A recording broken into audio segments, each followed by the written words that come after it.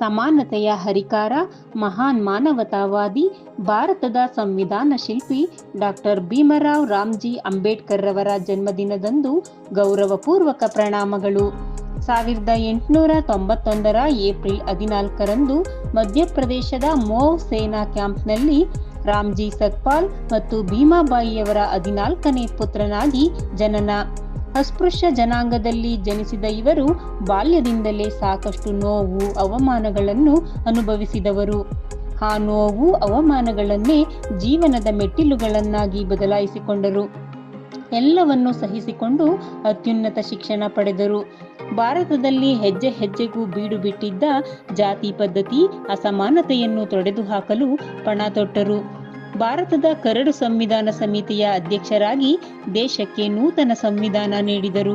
ಅವರು ನೀಡಿದ ಸಂವಿಧಾನದಿಂದ ಸರ್ವರೂ ಸಮಾನರು ಎಂಬ ಸರ್ವಶ್ರೇಷ್ಠ ಹಕ್ಕು ಎಲ್ಲರಿಗೂ ಒದಗಿ ಬಂದಿತು.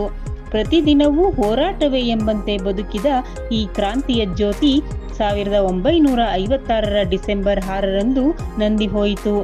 ಅಂಬೇಡ್ಕರರ ಜೀವನವೇ ನಮ್ಮೆಲ್ಲರಿಗೂ ಆದರ್ಶ, ಅವರ ಸಾಧನೆಯೇ ನಮ್ಮೆಲ್ಲರಿಗೂ ಸ್ಫೂರ್ತಿ.